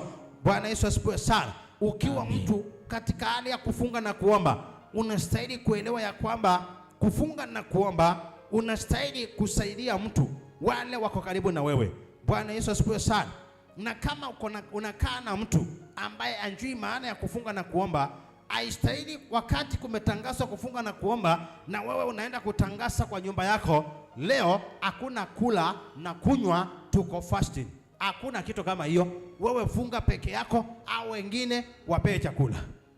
Bwana Yesu asifiwe sana. Amen. Bwana Yesu asifiwe. Amen. Maandiko inasema ya kwamba kama utamunywesha, kama utamulisha. Bwana Yesu asifiwe sana. Amen. Bwana Yesu apewe sifa. Amen. Wakati umefunga, ndio unaona ndugu zetu Waislamu wakiwa wamefunga hiyo maombi ya fasting, wanakuanga watu wa kusaidia wengine, wanasaidia wenzao, wanasaidia wengine katika njia ya kusaidia. Ukiwa kwa maombi ya kufunga na kuomba, ni vizuri kutafuta kitu ya kusaidiana. Bwana Yesu apewe sifa. Amen. Jina la Bwana Yesu libarikiwe. Amen. Maandiko inasema nini? Kwa kufanya hayo ndipo nuru yako itakapopambazuka gizani. Bwana Yesu asifiwe sana. Nafikiri hiyo ni point number 7, ya kwamba advantage number 7, ya kwamba kwa kufunga na kuomba ndipo nuru yako itakapopambazuka. Kama wewe utakuwa mtu wa kujali wengine na mtu ambaye atakuwa ni wa kufanya mambo yale yanastahili mbele za Bwana. Bwana Yesu asifiwe sana. Amen. Jina la Bwana Yesu libarikiwe. Amen. Itakuwa ya kwamba ukiwa mtu wa kufunga na kuomba, kuna milango Yesu atafungua, kuna mambo fulani itatendeka kwa maisha yako. Bwana Yesu asifiwe sana. Bwana Yesu apewe sifa. Amen. Kuna milango itafunguka na shetani hataweza kuzuia kile Bwana amepanga kwa ajili ya maisha yako. Yes. Katika maombi ya kufunga na kuomba, kuna milango huwa inafunguka. Biblia inasema ndipo nuru yako itakapopambazuka kama asubuhi. Bwana Yesu asifiwe sana. Bwana Yesu apewe sifa. Nuru yako itapambazuka kama asubuhi. Bwana Yesu asifiwe. Amen. Na kama nuru itapambazuka kama asubuhi, inamaanisha ya kwamba kuna mambo wewe mwenyewe huko unaweza kuya-access katika anga yako, na kwa sababu ya kufunga na kuomba, hiyo milango itafunguka. Bwana Yesu asifiwe. Amen. Bwana Yesu asifiwe sana. Amen. Biblia inasema hivi, ndipo nuru yako itakapopambazuka kama ndipo nuru yako itapambazuka gizani, na kiwi chako kitakuwa kama adhuhuri, naye Bwana atakuongoza daima. Kwa kufunga na kuomba, Bwana atakuongoza daima. Ataishibisha nafsi yako mahali pasipokuwa na maji, na kuitia nguvu mifupa yako, nawe utakuwa kama bustani iliyotiwa maji na chemichemi ambao maji yake hayapungui. Bwana Yesu apewe sifa. Jina la Bwana Yesu libarikiwe. Amen. Wakati unapokuwa mtu wa kufunga na kuomba, Bwana anakutia nguvu. Bwana Yesu asifiwe. Na zile nguvu Bwana anaachilia kwako wakati umefunga, hizo nguvu huwa achukui. Na ndio sababu wakati watu wamekuwa kwa maombi, hizo siku kama hizo nilimaliza ule mlimani, nilimaliza siku 7 bila kuonja chochote, na katika hiyo harakati zile nguvu Bwana alinitia nguvu ama kanipa. Maandiko inasema ya kwamba Bwana atakutia nguvu. Bwana Yesu asifiwe sana. Naye ataishibisha nafsi yako. Mungu ndiye utia mtu nguvu. Hakuna mtu anaweza kaa siku 2, 3, wiki mzima bila kula chochote pasipokuwa na Mungu akaweza kuamka. Bwana Yesu apewe sifa. Wewe unaonanga wakati unakula chakula, ukikosa kunywa breakfast, ikifika lunch time tumbo huwa imeshikana na mgongo. Bwana Yesu asifiwe sana. Bwana Yesu apewe sifa. Lakini wakati umefanya maombi ya kufunga, Mungu anakutia nguvu, inakuwa hauishi njaa tena. Bwana Yesu asifiwe. Bwana Yesu asifiwe sana. Inakuwa hauishi njaa. Ukikaa wewe unasikia umeshiba. Bwana amekushibisha nafsi yako kwa kufunga na kuomba. Bwana Yesu asifiwe sana. Jina la Bwana Yesu libarikiwe. Naye atakuongoza daima. Kwa kufunga, Bwana atakuongoza daima, ataishibisha nafsi yako pasipokuwa na maji. Bwana Yesu asifiwe sana. Amen. Na kutia nguvu mipupa yako, nawe utakuwa kama bustani iliyotiwa maji na kama chemichemi ambao maji yake hayapungui. Bwana Yesu apewe sifa. Amen. Jina la Bwana Yesu libarikiwe. Amen. Yesu anasema ya kwamba kwa kufunga na kuomba ndipo nuru yako itakapopambazuka. Atakutia nguvu, mipupa yako atainjaza nguvu.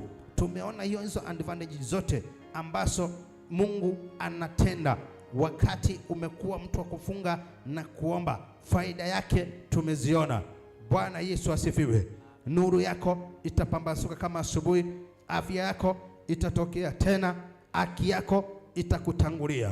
Utukufu wa Bwana utakufuata nyuma ili ukulinde. Bwana Yesu asifiwe sana. Ndipo utaita Bwana naye ataitika.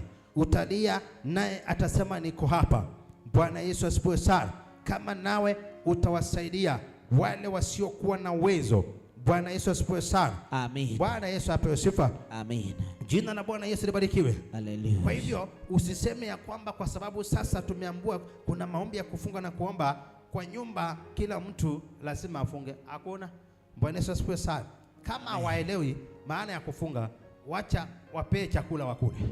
Bwana Yesu asifiwe sana. Amen. Jina la Bwana Yesu libarikiwe. Usianze kusema Mungu amenjua hii wiki hiyo unga sasa itasukuma wiki. Hakuna kusukuma wiki. Bwana Yesu apewe sifa. Amen. Jina la Bwana Yesu libarikiwe. Hallelujah. Na kutoka pale Yesu akasema ya kwamba watu wa Mungu watabarikiwa, kuna milango itafunguka, kuna mambo makubwa itatendeka kwa ajili ya maisha ya wote huwa wanafunga na kuomba.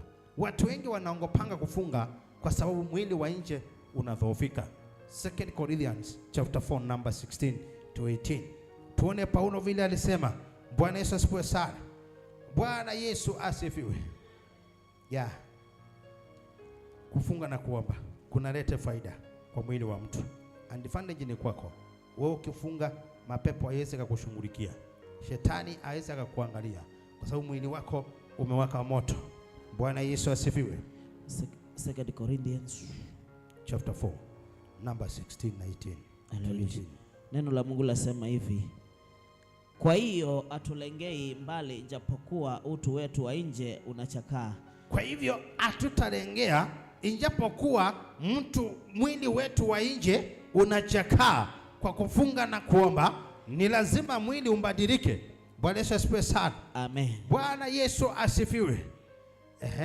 Lakini utu wetu wa ndani unafanywa upya siku kwa siku. Lakini utu wetu wa ndani kwa kufunga na kuomba, mwili wa ndani unafanywa upya siku kwa siku.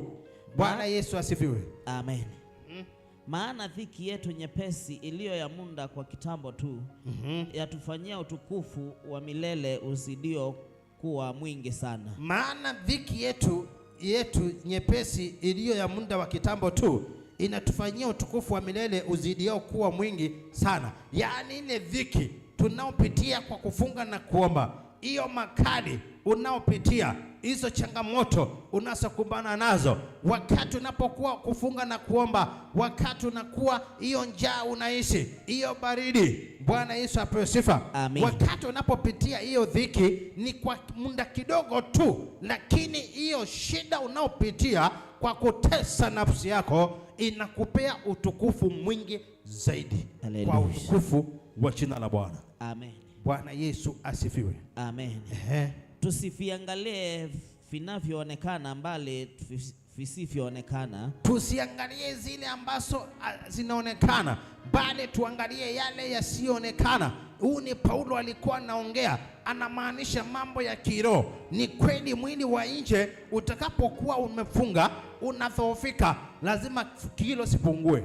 Bwana Yesu asifiwe sana. Amen. Bwana Yesu apewe sifa. Hallelujah. Kama sasa nimepunguza kilo. Bwana Yesu asifiwe sana. Amen. Wiki jana, hii wiki imepita bado nilikuwa kwa maombi. Na tena hata hii tutaingia kwa maombi. Hallelujah. Bwana Yesu asifiwe sana. Na mimi sitafunga kama nyinyi vile mtafunga. Bwana Yesu apewe sifa. Jina la Bwana Yesu libarikiwe. Bwana Yesu asifiwe. Amen. Biblia inasema ya kwamba katika hiyo dhiaka, katika hiyo mazito na mangumu, hiyo unaopitia kwa huo muda mfupi wa kufunga, nao hiyo mateso na hizo changamoto zinakupea utukufu mkuu kwa jina la Yesu. Bwana Yesu asifiwe sana. Amen. Bwana Yesu apewe sifa. Amen.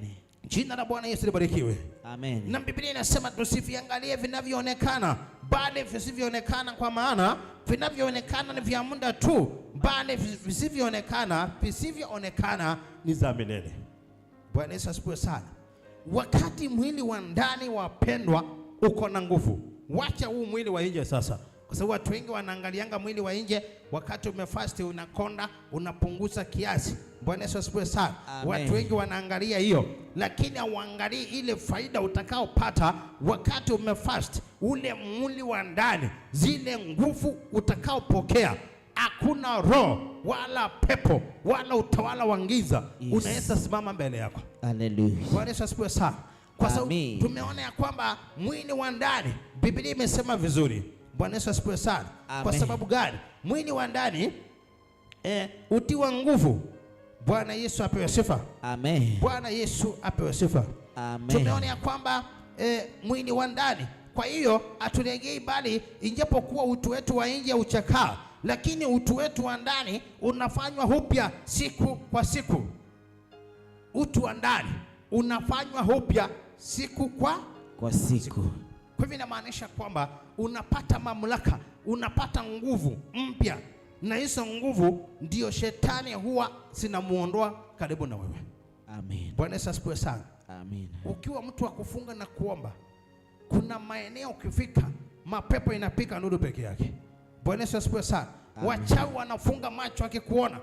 Bwana Yesu asifiwe sana. Amen. Kuna siku moja nilikuwa nimetoka maombi na nikakutana na jamaa mmoja wa kwetu mfunga mapepo, na alikuwa anakuja tukuja kukutana, lakini aliponiona alifunga macho hivi, kumaanisha kwamba alichomeka. Macho ya watu ambao wamefunga maombi ya kufunga na kuomba ni kama usiku ukimulika paka na tochi. Unaonanga vile macho inawakanga ya paka? Hivyo ndivyo macho ya mtu ambayo anafunga, anakuwa anafanya maombi ya kufunga na kuomba, macho yake inakuanga. Na kama inakuanga namna hiyo, kuna mchawi atakuangalia? Hakuna. Kwa nini wakati tunafanya watu deliverance unasikia pepo inasema inachomeka? Nini inaichomanga? Macho, mwangazo unaotoka kwa macho ndio unaichoma. Bwana Yesu asifiwe. Amen. Na hiyo haiwezi ikapatikana kwa njia nyingine pasipo kufunga na kuomba. Yesu akaambia wanafunzi, ni kweli mmeponya homa. Bwana Yesu asifiwe sana. Amen. Watu wakiwa na kikohozi mnaombea wanapona, wakiwa na malaria mnaomba wanapona, sawa, lakini hii ya kifafa haipatikani kwa njia nyingine pasipo kufunga na kuomba. Kuna mambo unahitaji upgrade kwa kufunga na kuomba. Uone vile milango itafunguka. Bwana Yesu asifiwe sana. Bwana Yesu apewe sifa. Bwana Yesu apewe sifa. Amen. Maombi ya kufunga na kuomba inafungua milango, inafungua mambo makubwa hata mengine uwezo ukatambua. Daudi akasema, Psalms 104 number 24, akasema na magoti yangu yamedhoofika kwa ajili ya kufunga na kuomba, kupiga magoti akifunga na kuomba. Hiyo Daudi ndiye alisema. Bwana Yesu asifiwe sana. Bwana Yesu apewe sifa. Kuna umuhimu wa kufunga na kuomba, na Mungu anajitukuza na anaonekana. Wacha tuone mtumishi mmoja anaitwa Esther. Kitabu cha Esther kifungu cha 4 mstari wa 16. Tuone vile neno la Bwana inavyosema. Huyu mtumishi wa Bwana alitambua kuna mambo ukiwa unafunga na kuomba, mahali wengine wanakosa kuingia, wewe unaweza ingia na umiliki. Kwa utukufu wa jina la Yesu. Bwana Yesu asifiwe sana. Bwana Yesu asifiwe. Inasema nini? Kitabu cha Esther. Esther chapter 4 number 16. Kitabu ni kile cha Esther number 4:16, inasema hivi: uende wakusanya Wayahudi wote waliopo hapa Shushani, mkafunge kwa ajili yangu, msile wala kunywa muda wa siku 3, usiku wala mchana, nami na wajakazi wangu tutafunga vile vile. Kisha nitaingia kwa mfalme kinyume cha sheria, nami nitakiangamia na niangamie. Kama ni kuangamia na niangamie. Bwana anabariki maandiko yake. Amen. Bwana Yesu apewe sifa. Amen. Biblia inasema ya kwamba huyu alikuwa ni Esther, na Esther alikuwa ni malkia. Na kama desturi za ofisi ama huko ikulu ya kiufalme, ilikuwa kuna wakati unafika ukiwa mke wa mfalme haungeweza kwenda mahali ile maeneo hako, ni kama State House. Bwana Yesu asifiwe sana. Haungeweza kuingia pale kiolela, ilikuwa unaingia pale kwa mwaliko wa mfalme.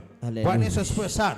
Na yeyote aliyekuwa anaingia pale kinyume cha sheria, kuna yale mambo na ile sheria ilikuwa inakabiliana na yeye. Na Biblia inasema ya kwamba wakati Esther alipotambua ya kwamba mambo imekuwa mabaya, wakati Mayahudi walikuwa wamepanga njama za kuangamiza, Biblia inasema ya kwamba alikuja na akaita watu wa nyumba yao, tukianzia na Mordekai. Bwana Yesu asifiwe sana. Kumwambia kwamba mambo hali sio vile tunavyotarajia, hapa mambo haiendi vizuri, na kama mfalme hataweza kuingililia vile Hamani amepanga kwa ajili ya Mordekai na kwa ajili ya Wayahudi, kuna mambo inaenda kuharibika. Na hapo akaambia watu wa nyumba yake, ninataka sasa tushikane, na kwa siku 3 pasije yeyote akala wala akanywa chochote, na mimi na hata mimi nitajiunga na hiyo maombi ya kufunga na kuomba kwa kipindi cha siku 3 pasipo kula na kukunywa, nami nitaingia kwa mfalme kinyume cha sheria. Bwana Yesu asifiwe sana. Amen. Bwana Yesu apewe sifa. Amen. Esther alitambua pale kulingana na amri ya mfalme ama ya State House, hakuna vile angeingia pale bila mwaliko, lakini kwa sababu ya ile mambo ilikuwa inawakuba ama inawakaba ama inawasumbua. Bwana Yesu asifiwe sana. Amen. Ile mambo ilikuwa imeinuka kwa ajili yake na kwa ajili ya watu wa ukoo wake. Walikuwa wamepangiwa jama za kuuliwa, jama zikapangwa za kuangamiza, na tayari mikakati ikapangwa, na Esther akajua kwamba yule anaweza ponya ama toa hiki kikwazo ni mfalme. Na kwa sababu yeye hakuwa na mwaliko wa mfalme, akasema na wafunge siku 3 pasipo kula na kufunga na kunywa. Kwa sababu gani? Aliweza kutambua kwamba maombi ya kufunga na kuomba inafungulishanga mbingu na ina cancel sheria zote za wanadamu. Amen. Bwana Yesu asifiwe sana. Amen. Bwana Yesu asifiwe. Amen. Maombi ya kufunga na kuomba inabadilisha sheria, na hivyo ndivyo ilifanyika. Baada ya kufanya hiyo maombi siku 3 pasipo kula chochote, Esther alienda kwa mfalme na akaingia pale kinyume cha sheria. Na wakati mfalme alipomuona, instead ya kuuliza maswali, kwa nini umeingia hapa, alimuuliza Malkia, yaonekana kuna sababu kuu kuja hapa. Akamwambia ndio iko. Kwa sababu gani? Watu wangu wamepangiwa njama kuuliwa na Hamani. Amri ikatolewa na mfalme, akasema aliye kinyume cha nyinyi yote itamfuata.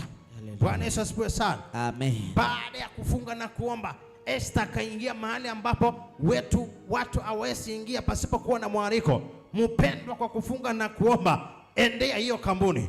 Kwa kufunga na kuomba, endea hiyo jambo imekusumbua. Kwa kufunga na kuomba, henda hapo inasemekana hakuna kazi, uone kama mlango Bwana hata ufungua. Amen. Bwana Yesu asifiwe sana. Hallelujah. Kwa kufunga na kuomba, hiyo jambo imeshindikana, Bwana ataifungua.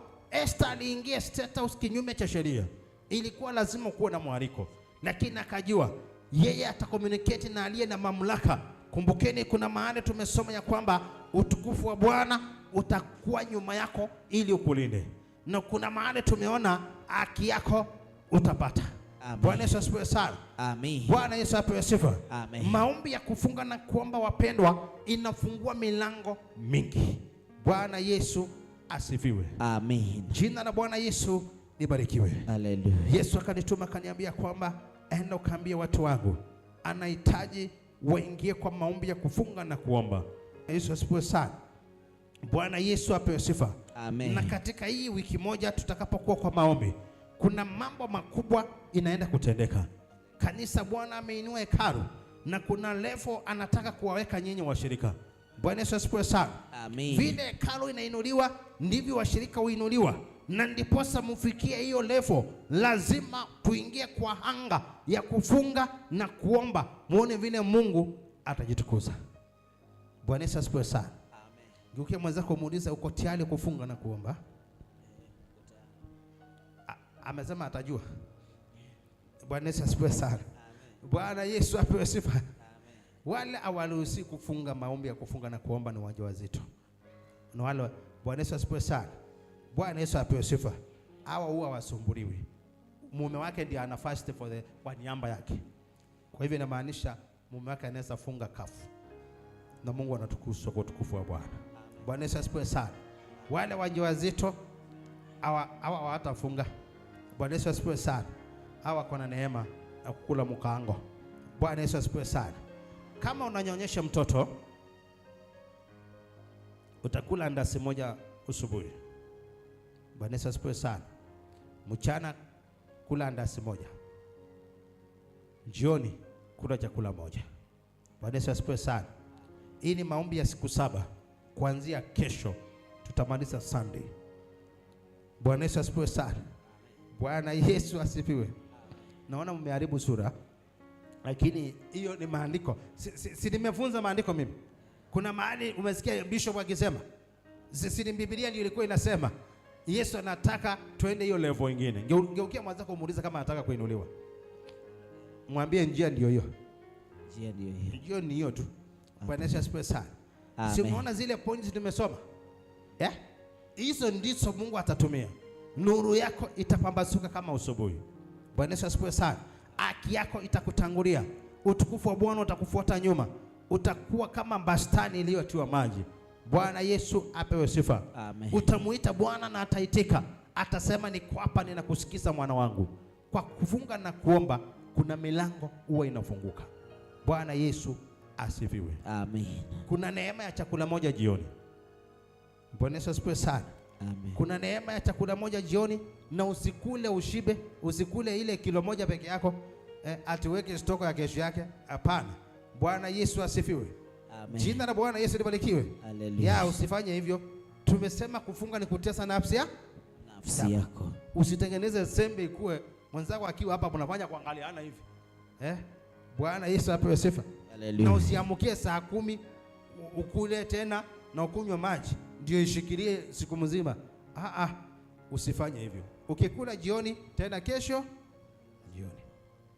Bwana Yesu asifiwe sana. Haleluya. Usubuhi chai peke yake.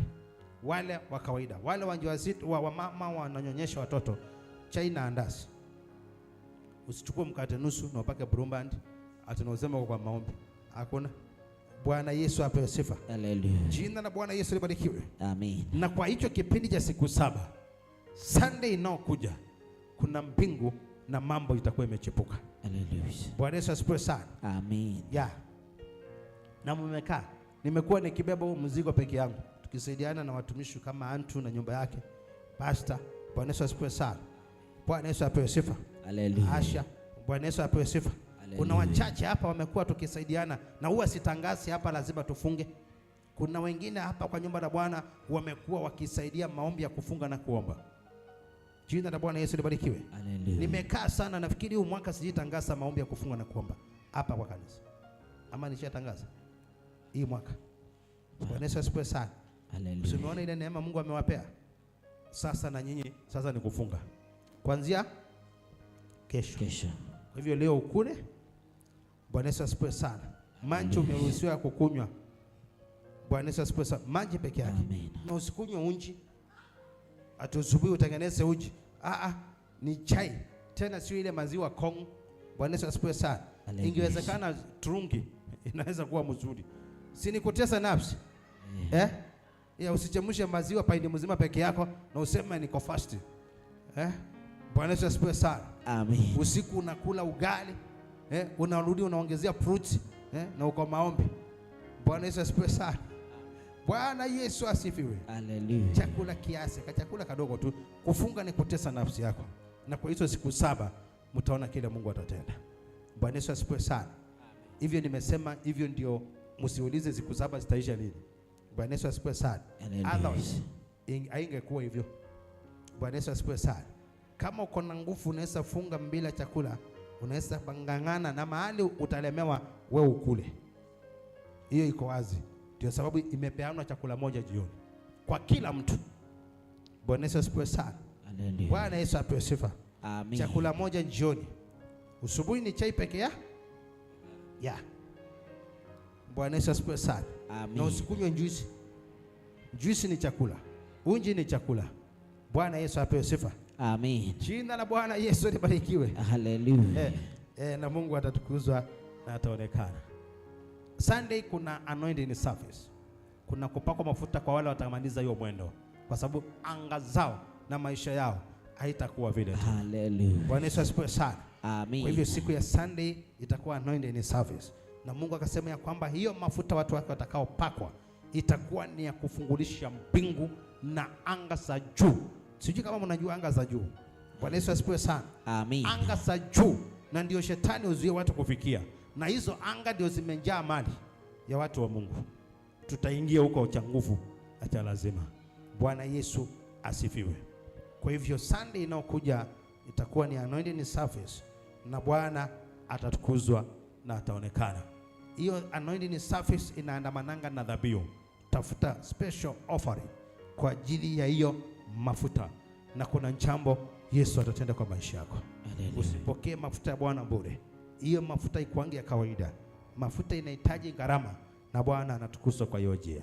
Amen. Bwana Yesu asifiwe sana. Amen. Jina la Bwana Yesu libarikiwe. Hallelujah. Tafuta dhabihu yako, uweke kwa bahasha yako, useme hii ndio dhabihu yangu ya anointing, ya kupakwa mafuta. Bwana Yesu asifiwe sana. Baada ya hizo siku 7 nitakapokuwa unanguswa na ile mafuta, hiyo itakuwa ni chapa ya moto. Shetani na mawakala wake hawatakukaribia. Bwana Yesu asifiwe sana. Amen. Bwana Yesu apewe sifa. Hallelujah. Kama tuko pamoja kwa maombi, inua mkono. Mpokeeni nguvu. Pokeeni nguvu za maombi. Nimetakasa anga zenu kwa damu ya Yesu. Hakuna kushambuliwa katika anga, na hakuna kuhisi njaa. Na unajua wakati mtu amefast ndio mahindi inanuka vizuri, ndio mandasi inanukia kilomita 1. Bwana Yesu asifiwe sana. Chapati ndio inanukanga vizuri. Bwana Yesu asifiwe sana.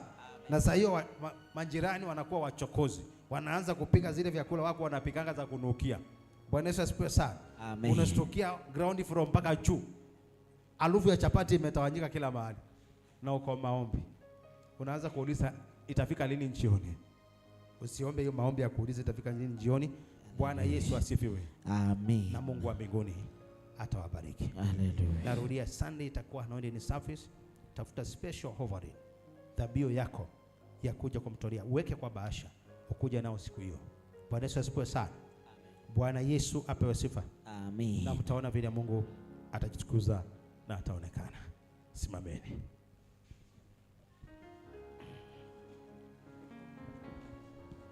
Inua mikono, niwaitishie nguvu za maombi. Bwana Yesu asifiwe. Na kutoka pale Yesu wa mbinguni atajitukuza na ataonekana. Inua mikono yako. Baba, katika jina la Yesu Kristo, ninakuita Mungu Baba wa mbinguni kwa ajili ya watumishi wako na kwa ajili ya wapendwa wote kwa jumla. Nafungulisha mbingu na anga za juu kwa ajili yao. Tazama Mungu Baba wa mbinguni, umenituma habari kuhusu maombi ya kufunga na kuomba, na wengi wamekubaliana na hiyo neno. Nami ninawaitishia nguvu na mamlaka na uwezo katika ulimwengu wa kiroho. Naenda kuwasingira wote kwa damu ya Yesu Kristo, na watenganisha na kila mashambulizi inaweza kuwa inainuka wakati wa kufunga na kuomba.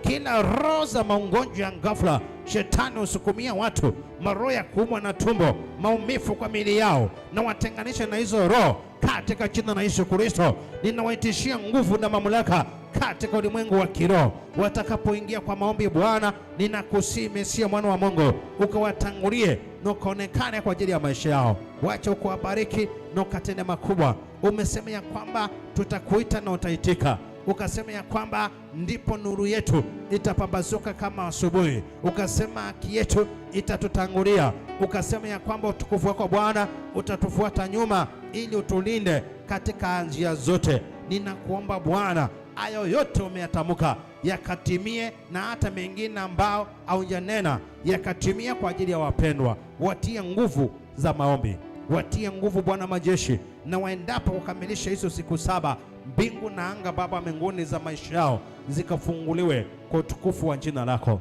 Asante Yesu kwa kuwa ndiye Mungu, na ni kwa jina lako Yesu Kristo mwana wa Mungu tunaomba na atakuamini. Amen. Amen. Bwana Yesu asifiwe sana. Tayari Mungu ameachilia nguvu na mamlaka. Atakayeingia kwa maombi hata finyiliwa. Bwana Yesu asifiwe sana.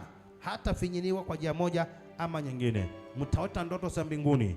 Bwana Yesu asifiwe sana. Na nimewafungudisha macho ya kiroho, mawazo ya kiroho na masikio ya rohoni, kusikia sauti ya Mungu peke yake kwa utukufu wa Bwana.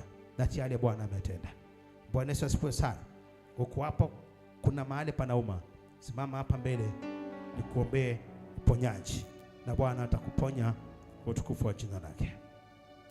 Kuna chochote moyo wako, kuna kitu unatamani. Bwana Yesu asifiwe sana. Kuna jambo nataka Bwana akufungulie, simama hapa na kuna jambo Mungu atatenda.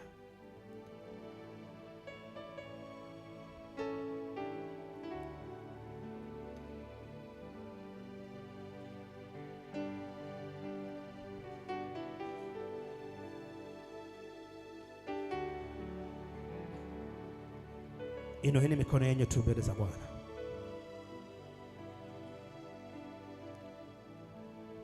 Inueni mikono yenu tu mbele za Bwana. Baba, katika jina la Yesu Kristo mwana wa Mungu uishie milele, ufalme wa amani. Tazama Bwana, mahitaji yote yaliyo mbele za wapendwa. Wewe umechunguza mioyo yao na umeitambua. Unajua kila ambacho anatamani Baba wa mbinguni kutoka kwako. Ninafungulisha mbingu na anga za juu kwa ajili ya mafanikio yao.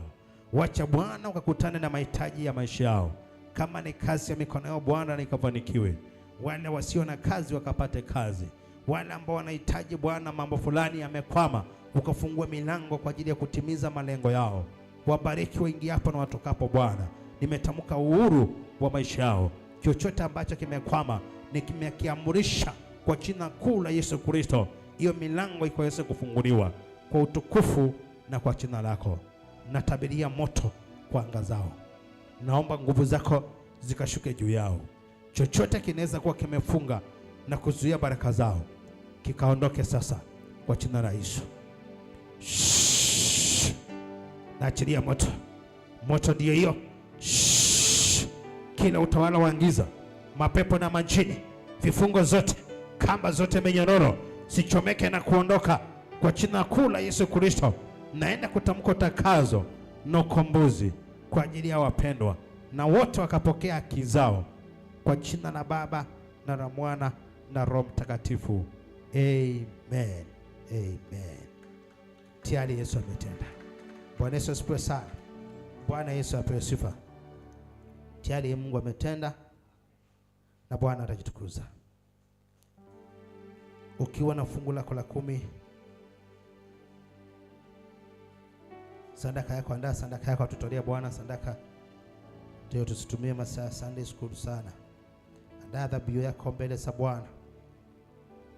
Andaa sadaka yako mbele za Bwana. Kama uko tayari na sadaka, simama na miguu yako miwili tuweze kuikabidhi mbele za Bwana. Baba, katika jina la Yesu Kristo, ninakuita Mungu Baba mbinguni kwa ajili ya sadaka wapendwa wameinua mbele zako. Ninakuomba Bwana ukasitakase na ukazibarikishe.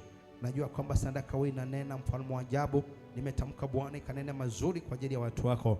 Wacha ukawatie nguvu kupita uwezo na kwa neema zako ufalme wa amani. Chochote kinaweza kuwa kimetumwa na kujituma kufunga na kuzuia kizao kupita kwa hiyo dhabihu Bwana, ukafungua hizo milango kwa utukufu na kwa jina lako Bwana. Nimestakasa tena kwa damu ya Yesu Kristo. Ninamvuta maneno machafu ende ikawa yanamanishwa na dhabihu kupita kwa uwezo na kwa neema zako Bwana.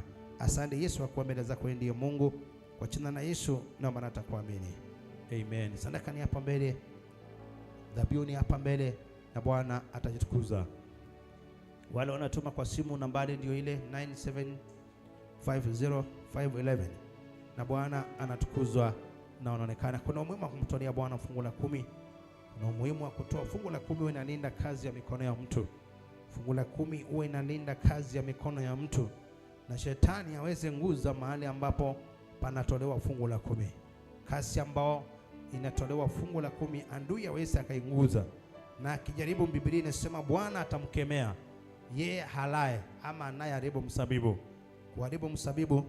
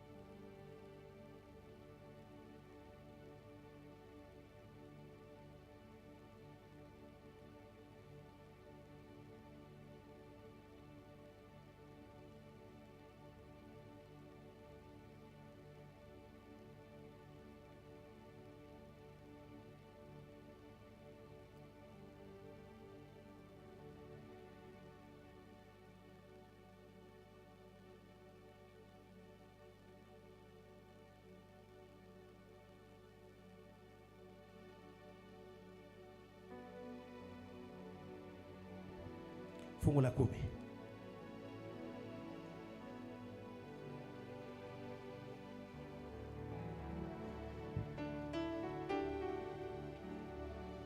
Inua basi yako mbele za Bwana. Baba, katika jina la Yesu nakushukuru Masihi mwana wa Mungu kwa ajili ya sadaka fungu la 10 ambao wapendwa wamekutolea Bwana. Naomba ukaipokee na ukaitakasa kwa damu ya Yesu Kristo, kivunje mikataba na kila maangano zote, uwe zinaandamanishwa kupita kwa fedha mfalme wa ajabu. Vile Mungu Baba mbinguni wamenyosha mikono yao kwa ajili yako, na mimi nakuomba kanyosha mkono wako kwa ajili yao. Ubariki kazi yote ya mikono yao mfalme wa amani. Ukaribu kila mipango michafu inaweza kuwa imepangwa kwa siri kinyume na kazi zao, na namasisha kila sauti zote zinazoinuka kinyume na kazi za mikono yao mfalme. Wacha Bwana ukawalinde kwa kila hatua na kwa kila mbinu. Yeyote atakayejaribu kuinuka kuharibu msabibu ni mahali ambapo hiyo fedha inapatikana, na asije akapata nafasi atakamwe katika jina la Yesu. Wafungulie milango na kuonekana kwa kuwa ndiye Mungu. Asante Yesu, akuone Mungu mwaminifu. Nimetamka mafanikio, nimetamka kibali, nimetamka ulinzi kwa kazi ya mikono yao. Chochote watakachokuwa napokea kwa mikono yao Bwana, kikawafaidi kwa utukufu na kwa jina lako. Wabariki wengi hapo, wabariki na watokapo. Sama kuna roho iko hapa ilikuwa inatamani kutoa lakini kwa sasa hawana. Wafungulie njia vikapo siku nyingine kama hii ya leo, wakawezi wako kutolea. Asante Yesu, akuwe ndiye Mungu. Nimetamka mafanikio mbele zao. Wale ambao wametoa dhabihu za kawaida vile vile Baba, ukazitakase na ukazikumbuke na ukasipokee kwa utukufu na kwa jina lako, na ni kwa jina la Yesu naomba na atakuamini. Amen. Weka hapo bashi yako na Bwana awabariki zaidi. Bwana Yesu asifiwe sana. Hivyo basi wapendwa, Mungu awabariki sana. Hii wiki nitakuwa hapa kwa kanisa Tuesday na Thursday, huduma Thursday. Yeah. Bwana Yesu asifiwe sana. Nitakuwa hapa huduma ya 1-on-1 Tuesday na Thursday. Elekezeni watu kwa nyumba la Bwana. Wednesday tutakuwa na lanja wa service. Bwana Yesu asifiwe sana. Na siku ya Friday tutakuwa na maombi ya jioni kama vile tulikuwa nao hii Friday imepita.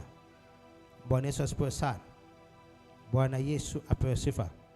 Na kutoka pale Yesu atatukuzwa na ataonekana. Hivyo elekezeni watu kwa nyumba la Bwana walio na shida, uelekezeni kwa nyumba la Bwana na Mungu atawaponya. Si unaona first service iliwaeleza kuna wakati itafika ikae kama second service. Na sinaona hapo ndipo tunaelekea. Bwana Yesu asifiwe sana. Kwa hivyo tuendelee kuelekeza watu kwa ibada ya kwanza na ya pili na huduma za katikati mwa wiki. Na watu wakipata nafasi, kujeni ibada za jioni, tushiriki pamoja nanyi na mtaona vile Bwana atatukuzwa na ataonekana. Wale watumishi wamekuwa hapa hizo ibada za katikati, kuna level wameenda. Bwana Yesu asifiwe sana. Kuna anga za juu wameingia, kwa sababu the more unachochea the more Bwana anaachilia mamlaka kwako. Bwana Yesu asifiwe. Na Mungu atajitukuza na ataonekana. Bwana Yesu apewe sifa. Nipe hizo nguo ziko hapo ndani. Bwana Yesu asifiwe sana. Bwana Yesu apewe sifa. Jina la Bwana Yesu libarikiwe. Bwana Yesu apewe sifa. Na Yesu atatukuzwa na ataonekana. Hizi nguo nilikuwa zangu kwa nafaria, lakini zikakuwa ndogo wakati nilikuwa mtu wa tani kadhaa, lakini sasa Mungu amejitukuza. Bwana Yesu asifiwe sana. Hizi ni nguo za hali ya juu sana. Unaona hii? Wewe unafikiri hii ni usalama? Hii nilikuwa nafaa mahali watu wanainama na uliza Bwana kubwa. Bwana Yesu asifiwe sana. Unaona aje? Unaona aje hiyo?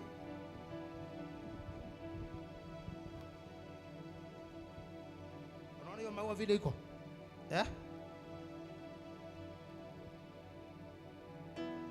One button. Bwana Yesu asifiwe sana.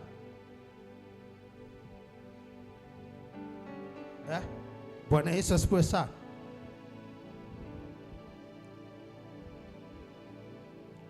Mujipambe. Mujipambe. Bahati yako. Bwana Yesu asifiwe sana. Mujipambe. Bahati yako ndio. Bwana Yesu asifiwe sana. Bwana Yesu apewe sifa. Pelekea mzee. Bwana Yesu asifiwe sana. Hiyo George haiwezi kukutoshia. Wewe ni mkubwa. Pambana uone kama itatosha. Imetosha? Unaonaje? Hiyo ni tuosa baraka peke yake unatafutia. Bwana Yesu asifiwe sana. Pastor, umetokelezea. Wakati Elijah, Bwana Yesu asifiwe sana. Elisha, jamani. Bwana Yesu asifiwe sana. Wakati Elisha alipokuwa Elijah anaangana na Elisha, kitu gani kilifanyika? Alimwachia nini? Hiyo imebeba upako. Ila anointing iko kwangu na ishuke kwenyu kwa jina la Yesu Kristo. Bwana Yesu asifiwe sana. Iko hivyo. Asiyekuwepo na lake ali. So wanaume wamepamba. Wamebadilika. Unaonaje hiyo design? Bwana Yesu asifiwe sana. Bwana Yesu apewe sifa. Na Mungu anajitukuza. Iko pesa. Mfanyange hivi saa zingine na sahau na pesa. Ukipata pesa ni yangu, unirudishie. Bwana Yesu asifiwe sana. Ukipata pesa usiseme umeangukia. Bwana Yesu asifiwe sana. Hizo ni risiti za bank. Si unaona? Kuna vitu zangu zilikuwa zimesahaulika. Bwana Yesu asifiwe sana. Kwa hivyo ukipata kitu kama pesa lete. Na Mungu anatukuzwa na ataonekana. Bwana Yesu asifiwe sana. Hivyo basi Mungu awabariki na nitalete vitenge. Sasa kuna vitenge nazo asitoshi. Bwana Yesu asifiwe sana. Amen. Nitachagua zingine na nitajua ni lini. Yesu alisema atakuja kama mwizi. Yes. Bwana Yesu asifiwe sana. Hallelujah. Bwana Yesu apewe sifa. Amen. Na Mungu atajitukuza na ataonekana. Bwana wabariki sana, Bwana wa amani na wafungulie milango. Amen. Siupigie askofu wetu makofi mazuri.